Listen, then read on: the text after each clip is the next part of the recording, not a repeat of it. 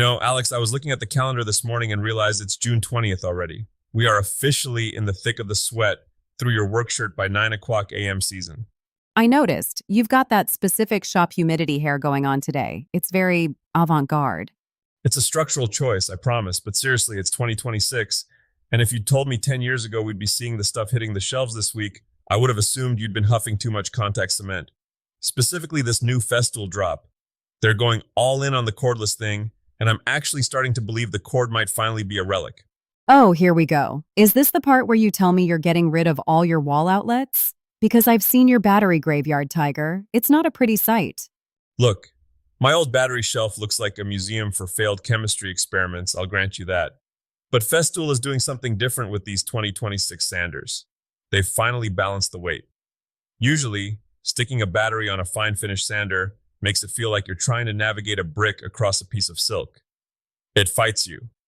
But these new ones, they feel like they're just an extension of your palm. So, no more cord anxiety, as the marketing teams like to call it? No more tripping over the green hose while you're trying to get around a dining table? Exactly, it's about not having that tail wagging the dog. You're free, but I will say, and this is where I tell you to keep your wallet tucked in for just a second, Prime Day is whispering in the shadows. If you don't need the fancy green trim price tag, the 20V and 60V battery packs are going to be bottoming out soon. I saw a preview for modular storage systems too, the kind that actually stack without needing a degree in Tetris to unlock. I'll believe that when I see it. Last time you bought modular storage, I found you trapped behind a wall of plastic bins because the latch is jammed. That was a mechanical protest. But speaking of things that actually work, those new Knipex Smart Grip pliers, I poked my head under a neighbor's hood yesterday, some modern hybrid mess. And these things adjust to the bolt size before you even realize you've squeezed. It's like the tool has a brain. Speaking of car hoods, the Daily Digest is showing a real weird split in the automotive world right now.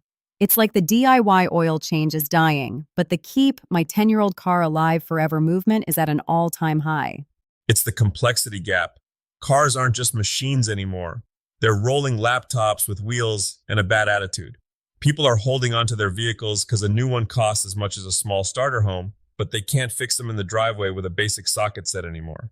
And the report says there's a massive tech shortage, but it's not because people don't want to work. It's the toxic shop culture thing again.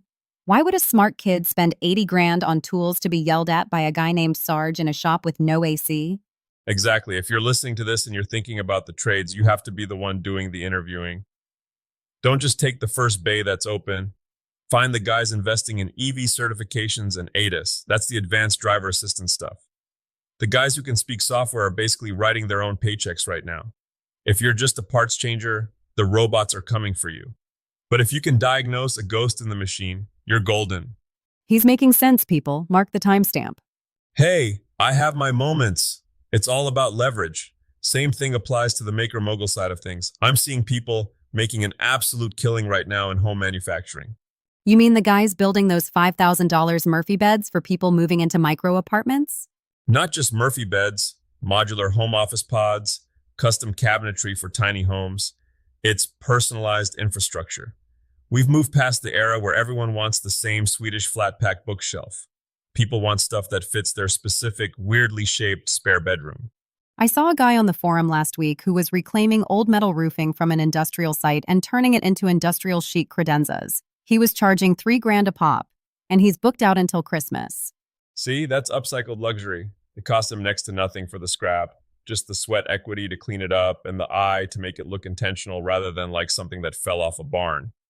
And that's the formula, really. Materials plus labor plus overhead, sure, but the real multiplier is that expert consultant vibe. There are so many people out there who bought all the tools during the lockdowns but are terrified to actually pull the trigger on a circular saw. You can get paid just to stand there and make sure they don't cut their thumbs off.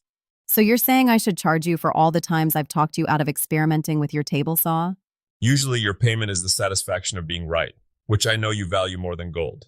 Let's talk projects. You mentioned hardware-free drawers in the digest. Are we really going back to wood on wood in 2026? When we have magnetic levitation slides and soft close everything? Throw those metal slides in the scrap bin for a second. There's nothing, and I mean nothing, more satisfying than a well-fitted piston-fit wooden drawer. It's like a secret handshake between the maker and the wood. If you do it right, With a little bit of paraffin wax or a candle stub rubbed on the runners, it glides smoother than any ball bearing slide ever made. Plus, 100 years from now, that wood won't have rusted out or lost its ball bearings. It just works. Assuming you don't live in a swamp where the wood swells 2 inches every July. Well, that's where the making part comes in. You got to account for the seasonal dance. It teaches you patience. It's like that reclaimed shed project from the Maker channel. They used old metal roofing, but instead of it looking like a hobo shack, they trimmed it out in black cedar. It's modern industrial.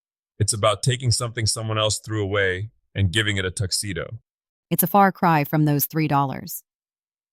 Love million Austin home tours you've been obsessively watching. Don't think I haven't seen your browser history, Tiger. Hey, those tours are research. You look at a multi-million-dollar house not for the square footage, but for the transitions. How does the metalwork meet the stone? How is the lighting tucked into the handrail? That's where the North Star inspiration comes from. You might not be building a mansion, but you can absolutely use that same detail on a birdhouse or a bookshelf. I think the takeaway here is that whether you're fixing a car, building a business, or just trying to get a drawer to slide, it's all about the level of finish. Exactly. Don't settle for good enough, because good enough is usually just a placeholder for I'll fix that later, and we both know later never actually shows up to the shop.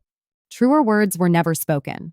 We're out of time, but seriously, go out there this weekend and build something that'll outlast you, or at least something that doesn't fall apart the first time someone leans on it. And maybe keep your fingers away from the moving parts. Just once? For me? No promises. We'll see you back here next time in the den.